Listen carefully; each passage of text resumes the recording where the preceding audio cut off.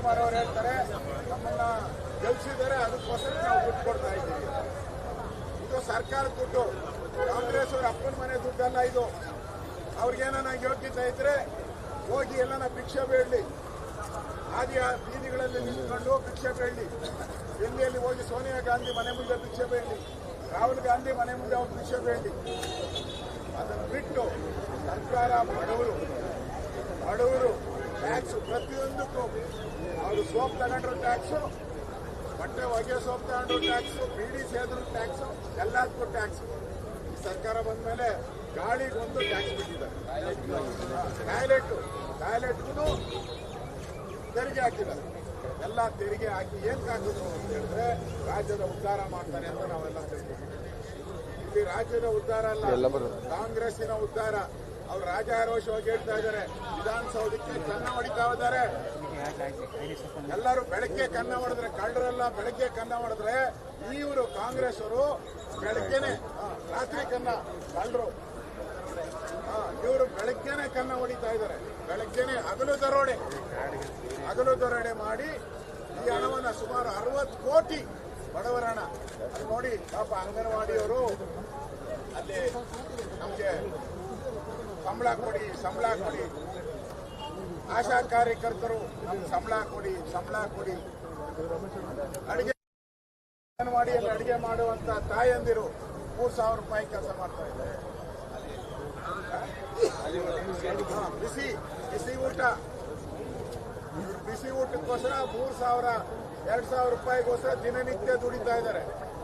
ಈ ಕಾಂಗ್ರೆಸ್ ಅವರು ಆರಾಮ್ಸೆ ಎಸಿ ಅವರು ಆದೇಶದಲ್ಲಿ ಏನಿದೆ ಅಂದ್ರೆ ಅವರಿಗೆ ಒಂದು 30-40 ಬಿಲ್ಡಿಂಗ್ ಕೊಡ್ಬೇಕಂತ.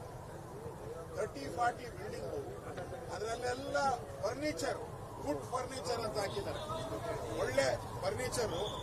ಆಮೇಲೆ ಒಂದೊಂದು ಇಲಾಖೆಯಲ್ಲೂ ಕೂಡ 50-60% ವರ್ಕರ್ಸ್ ಶಾರ್ಟೇಜ್.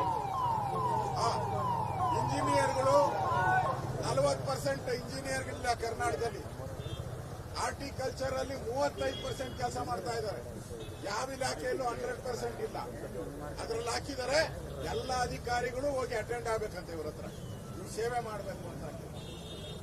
ಅಂದ್ರೆ ಅಧಿಕಾರಿಗಳು ಶಾರ್ಟೇಜು, ಇವ್ರನ್ನ ಕಾಂಗ್ರೆಸ್ ಕಾರ್ಯಕರ್ತರ ಸೇವೆಗೆ ಹಾಕಿದ್ದಾರೆ. ಫರ್ನಿಚರು, ಈ ದುಡ್ಡು ಯಾರಪ್ಪ ದುಡ್ಡು? ಇದು ಬಡವ ಟ್ಯಾಕ್ಸ್ ಪೇಯರ್, ಅವ್ರು ಬಡವನ ದುಡ್ಡು ಇದು. ಆ ಟ್ಯಾಕ್ಸ್ ಪೇಯರ್ ಹಣವನ್ನ ಇವತ್ತು ಲೂಟಿ ಹೊಡಿತಾ ಇದ್ದಾರೆ. ವಿರುದ್ಧ ನಾವು ಪ್ರತಿಭಟನೆಯನ್ನು ಮಾಡಿದ್ದೀವಿ. ಈಗಾಗಲೇ ಅಲ್ಲಿ ತಹಸೀಲ್ದಾರ್ ಇದ್ದಾನೆ, ಎಸಿ ಇದ್ದಾನೆ, ಡಿಒ ಇದ್ದಾರೆ, ವಿಲೇಜ್ ಅಕೌಂಟೆಂಟ್ ಇದ್ದಾರೆ, MLA ಇದ್ದಾರೆ, MP ಇದ್ದಾರೆ. ಇವರೆಲ್ಲ ಸಂಬಳ ತಗೋತಾರೆ. ಇವರೆಲ್ಲರಿಗೂ ಸಂಬಳ ಕೊಡ್ತಾ ಇದ್ದಾರೆ. ಇವೆಲ್ಲರಿಗೂ ಸಂಬಳ ಕೊಟ್ಟ ಮೇಲೆ ಇವರೇನು ಸ್ಪೆಷಲ್?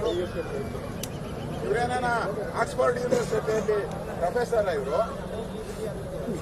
ಅಲ್ಲಲ್ಲ, ಆಕ್ಸ್ಫರ್ಡ್ ಯೂನಿವರ್ಸಿಟಿ ಪ್ರೊಫೆಸರ್ ಇವರು ಏನೋ ಪಾಠ ಮಾಡಕ್ಕೆ, ಇವರಿಗೆಲ್ಲ ತಹಸೀಲ್ದಾರ್ ಎಸಿಗೆಲ್ಲ ಪಾಠ ಮಾಡಕ್ಕೆ ಆಕ್ಸ್ಫರ್ಡ್ ಯೂನಿವರ್ಸಿಟಿಯಿಂದ ಬಂದಿದ್ದಾರೆ ಇವರು.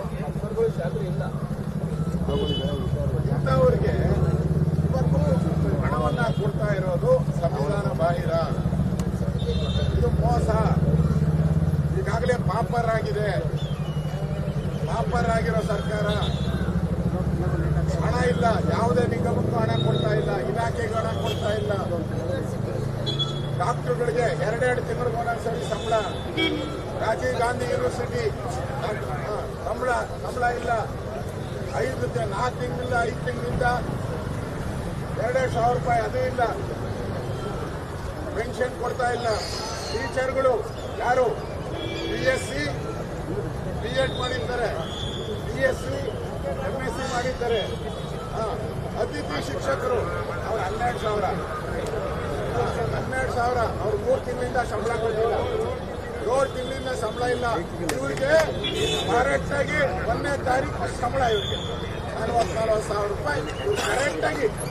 ಅವರು DK ಶಿವಕುಮಾರ್ ಹೇಳಿದ್ದಾರೆ, ನೋಡ್ರಿ ಅಧಿಕಾರಿಗಳಿಗೆ ಯಾರಿಗೂ ಸಂಬಳ ಕೊಡ್ತಿದ್ರು ಪರವಾಗಿಲ್ಲ, ಮೇಷ್ಟ್ರುಗಳು ಸಂಬಳ ಕೊಡ್ತಿದ್ರು ಪರವಾಗಿಲ್ಲ, ನಮ್ಮ ಕಾಂಗ್ರೆಸ್ ಕಾರ್ಯಕರ್ತರಿಗೆ ಕರೆಕ್ಟ್ ಆಗಿ 40,000, 25,000 ದುಡ್ಡು ತಗೊಂಡೋಗಿ ಮನೆಗೆ ತಗೊಂಡೋಗಿ ಕೊಟ್ಬಿಡ್ಬೇಕು. ಅವ್ರ ಮನೆಗೆ ಆ ರೀತಿ ಮಾಡಿದ್ದಾರೆ. ಇದು ಮನೆ ಆಳು ಕೆಲಸ. ಈ ಸರ್ಕಾರದ ಮನೆ ಆಳು ಕೆಲಸ ಇದು. ಮಾಡ್ತಾ ಇದ್ದಾರೆ.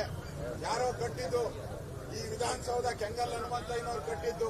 ಈ ಕಟ್ಟಿರೋ ವಿಧಾನಸೌಧದಲ್ಲಿ ಹಗಲು ದರೋಡೆ ಮಾಡ್ತಾ ಇರೋ ಕಾಂಗ್ರೆಸ್ಸಿನ ವಿರುದ್ಧವಾಗಿ ನಾವು ಹೋರಾಟವನ್ನು ಮುಗಿಸ್ಕೊಂಡು ವಿಧಾನಸಭೆ ಒಳಗಡೆ ಹೋಗ್ತೀರಿ, ಅಲ್ಲೂ ಹೋರಾಟ ಮಾಡಿ ಆದ್ಮೇಲೆ ರಾಜಭವನಕ್ಕೆ